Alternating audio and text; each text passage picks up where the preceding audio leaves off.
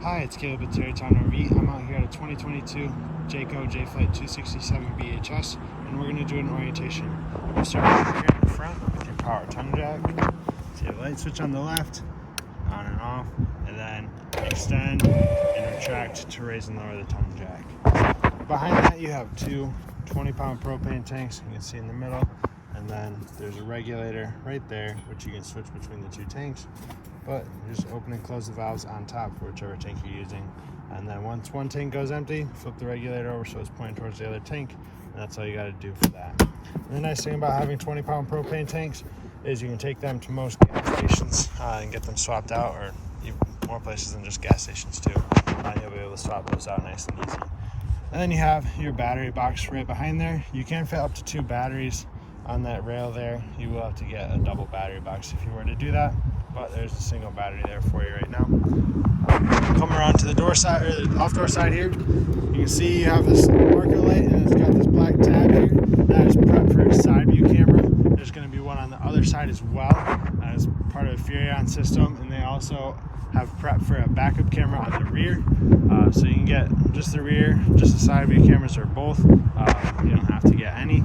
It's all up to you. The side view cameras are really nice because they help to eliminate your blind spot when you're pulling a trailer. Obviously you can't see anything that's to the side of it through your side view mirrors, so those help eliminate that blind spot and make changing lanes and driving a lot more easy and comfortable for you.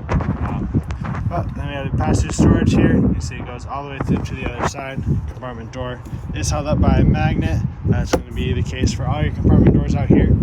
Then you have a couple stickers here. These are going to have vehicle information, weights, cargo capacities, tire pressure over on the left there, so you can have access to that and use that as reference.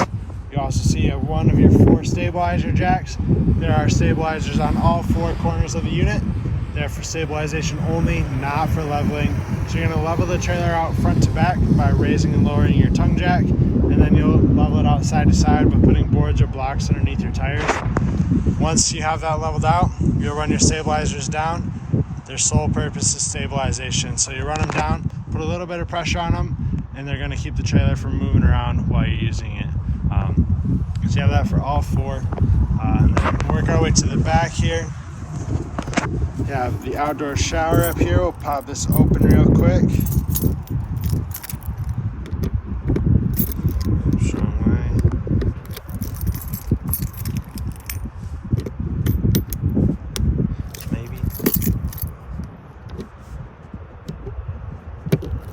There we go. So we get that open, and it's just hot and cool off the shower head out there. To the right of that is your black tank flush, which we'll cover in just a second. And then you have your city water connection. So if you're full hookup camping, or if you want to run water at your house, hook your hose up to there, turn it on, and that's going to be what creates your water pressure for you. I do recommend with the city water connection that you use a water pressure regulator. That's going to lower the PSI into a reasonable range for the unit. A lot of times city water is a little too high pressure for our RV since it's designed for a house. So you get a water pressure regulator on there, just threads in line with your hose and threads into there. It also helps sometimes if you have a 90-degree elbow on here. A lot of times when you run a hose up to here, it tends to kink. So if you have a 90-degree elbow, it's going to allow it to connect from the bottom. That way the hose won't kink. Down below you have your holding tank drains. So on the right is your black tank drain. It's got a black handle, and it's labeled right up here for you. On the left, gray tank drain, gray handle, and the gray water label. So when you go to drain these, hook your sewer hose up first. You're going to want to pull your black tank handle, let that drain out. That's going to be from your dirty toilet water. And then on the left is going to be your dirty sink and shower water. So you'll pull your black handle first, let that drain out. Once that's empty, pull your gray tank handle. That gray dirty sink and shower water will help to rinse the black toilet water out of the end of your hose. Once that's empty, close your gray. You'll leave your black open. That's when you use your black tank flush. So you come up here, hook a hose up to it, and that sprays directly into your black tank and helps to rinse it out. You run water through there for probably 5 or 10 minutes should be all you need. And that's going to help clean off your sensors, get rid of any solid waste that's left in there. You're just going to flush it out the hose here. So when you're done with that, turn your water off, close your slide valve, put your sewer cap on, and you're all set. And then you can store your sewer hose in the bumper here. That end cap just pulls out and you slide your sewer hose in there. That way your storing it away from everything else, it tends to get pretty gross. Then right up here you have input for cable and satellite. So if you're staying somewhere that has a cable hookup, or if you have a portable satellite dish, that's where you hook your coax up to. And on the back here, you have your spare tire with the cover on it. Up top is that Freon camera prep that I mentioned. You have a ladder to get up to your roof. Your roof is fully walkable, and we do recommend you get up there at least once a year to check your seals, check on your rubber roof membrane, make sure there's no tears or cracks or rips or anything in it. And with that rubber roof, we recommend you treat that once a year with a rubber roof cleaner and conditioner. So you go up, spray it on, scrub it in, rinse it off, and that's going to help keep your roof clean and also help keep it from drying out in the sunlight. We have 30 amp power hookup right here, just a standard twist lock cord. I do recommend you use a 30 amp surge guard in line with that to help protect the electronics on the unit. And to the right of that is your water heater. This is gas and electric. The control or the switches to turn that on and off are going to be inside on your monitor panel. Then you have this cap here. That's going to go over your drain. This is a 1 1/16 inch socket that you use to tighten that down. And then you turn your water on. The tank here is going to start to fill. When the tank is fully filled, you'll be able to pull on this relief out and water's going to come out. That's going to signify that you can go turn the water heater on, either gas or electric. You don't want to turn it on when the tank is empty. That's going to burn up your elements and you'll have to get those replaced. And then when you're all done camping, take your drain cap off, let the water drain out of there so you don't have water sitting in there between uses. And then you're all set with that. Come around to the door side here. We have your outdoor kitchen in the back. So mini fridge, temperature control up in the top left there. This fridge is 110 only. It just plugs into a 110 outlet, so you do need shore power for that to work. Then you have your sink and a little storage drawer here as well. Now the power awning, you can see the LED lights underneath it. Switch for that is just inside the door. And then you have 2 outdoor speakers, which are going to be controlled from your radio. You have this vent here, which has 2 tabs on it. They'll pop open so that your stovetop vent can vent outside. When you're not using the stovetop vent, you'll snap this shut so that it seals that off and no bugs or anything can get inside. This is your furnace exhaust here. That's going to blow out hot air when you're running your furnace, so you want to be sure you don't block it or touch it. Then you have output for TV for outside and 110 power hookup for it, as well as a TV mount. And then if you're rustic camping, you'll use your fresh water tank here. Stick a hose in there, turn it on, and that's going to fill the tank. Once the tank is filled, you'll turn your water pump on, and that's going to be what creates your water pressure for you. To monitor the level of your tank, you'll look inside on your monitor panel. It'll light up to what level it's at. And then the drain for that is going to be right down here. It's that white handle or white valve there. Give that a 180-degree turn to open and close it. You have the solid steps here. When you use these, you want to be sure that your entry door is all the way open. That way when you take these in and out, you have enough clearance there between the latch and the door. And it's going to lock in place on the left. Your door is going to close over top of it, and it's going to pinch on both sides so that the steps are secure and not rattling around when you're going down the road. You have tabs on the back here on either side, so you can retract the legs.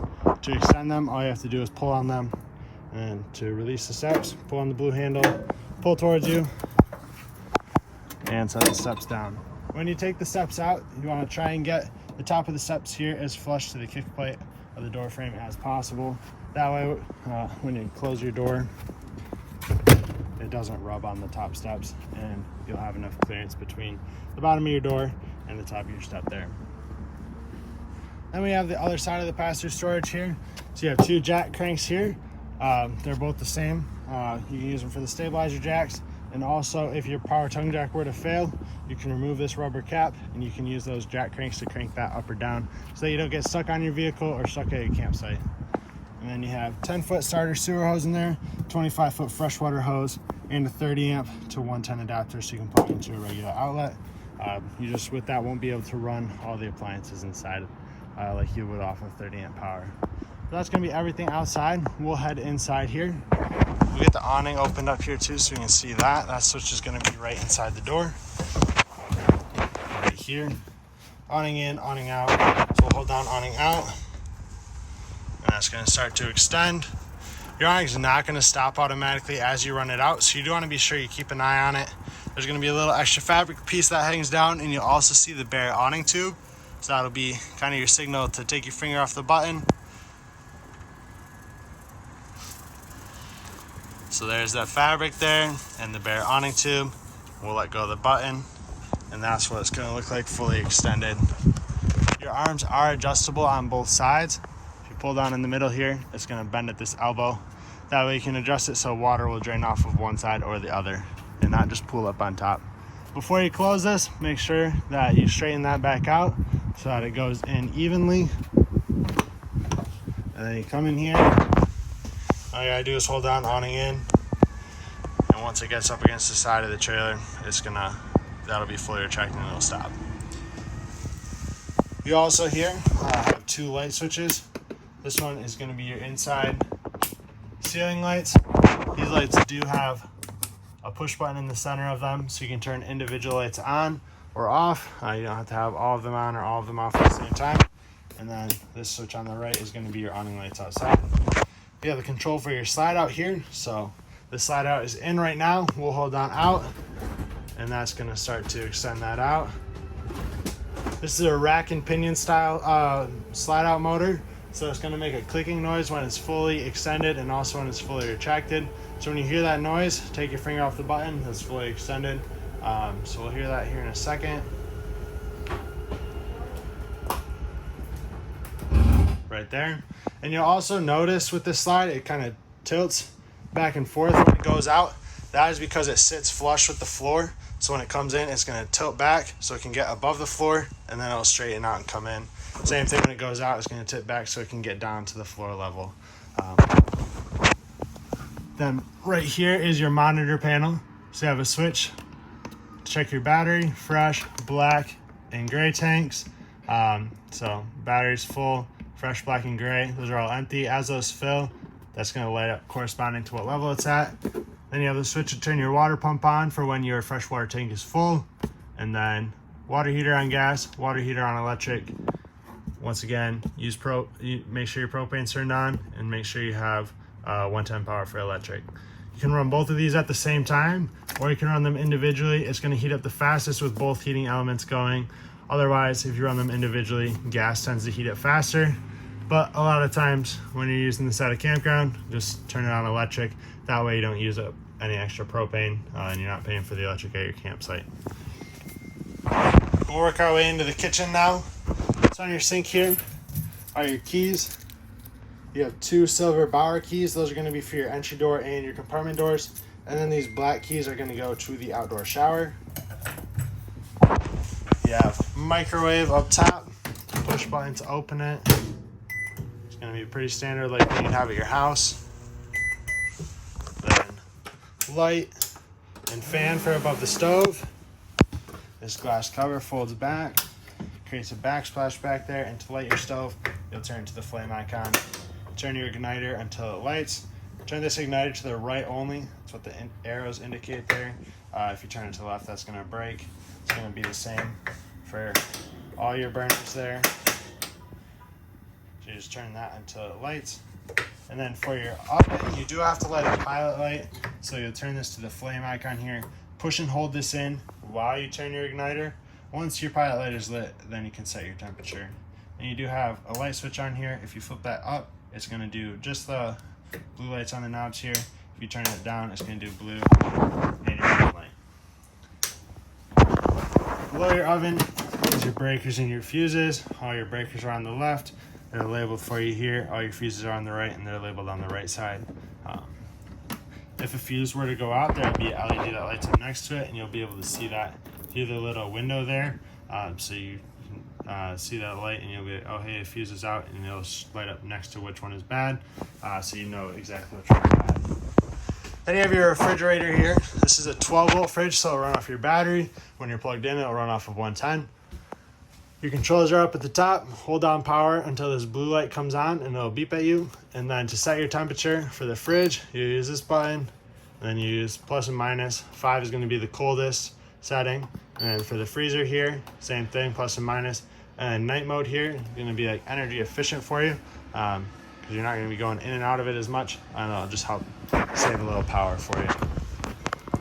You have your 2 bunk beds up here, push button lights back here for those, and you do have USB chargers up top and 110 down below. Go into the bathroom now. Toilet with a foot pedal flush. Halfway down brings water into the bowl. All the way down is going to flush that into your toilet or into the tank. And then you have your shower and tub back here. Skylight up top. And then you have a vent and fan. Pull on the white handle here and open that up. It's going to sit in the little grooves there. Black switch turns the fan on. And then close that down. Just pull it and push it towards the front. And you have your sink back here. There is a 110 resettable outlet right here, so if any of your outlets aren't working, come and make sure that this isn't tripped, and you can reset it in the middle with that switch.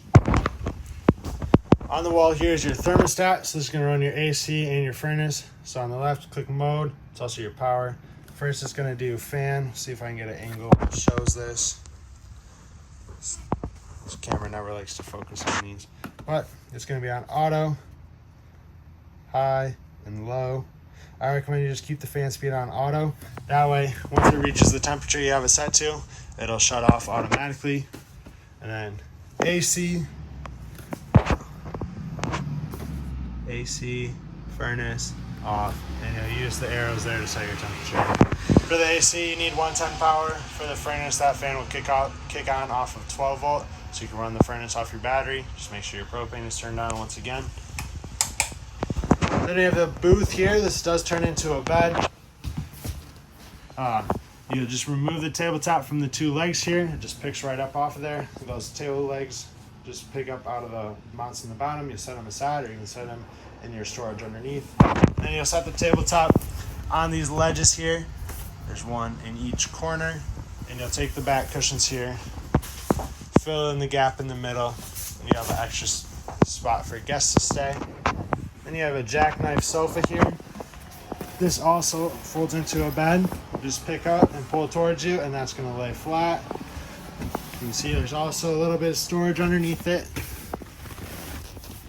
And you just close that down. It does have cup holders in the middle that fold down as well. You have the entertainment center here in the middle. It is prepped for a TV. So there's a backer built into this wall. Just sending your bracket up on the sticker there, depending on where your mount is on the TV. And then all your connections are going to be right down below here.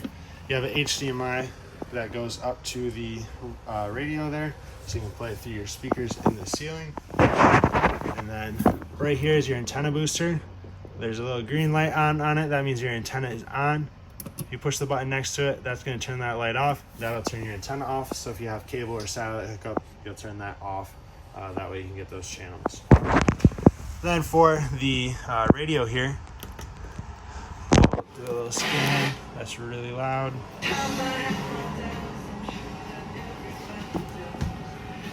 So you just scan through your channels here. You have 2 speaker zones. Zone 1 is your speakers up in the ceiling. Zone 2 is your outside speakers. When that's blue, that means they're on. When it's red, that means they're off. You can have both of them on at the same time, both of them off. And then Bluetooth here, you hook the aux cord up to it. You have HDMI and USB input as well. If you hit the power button once, that mutes it. If you hold it down, that's going to turn it off. Now we'll work our way up into the bedroom here. More push button lights in here. There's a switch here for the blue accent lights up top on that shelf. You have a TV mount here on the wall. Looks like that. There's the same mount outside that we saw earlier. So you can transfer a TV from in here to outside. Your hookups are right up on the ceiling there. You have an exit window in here. If you ever have to use this in case of emergency, you'll take your red tab here, pull that, and that's going to pull the screen out. You'll take your handle and you'll throw the window open. Otherwise, you can have it propped open like so for just regular ventilation. There's a little notch in the handle here that secures that.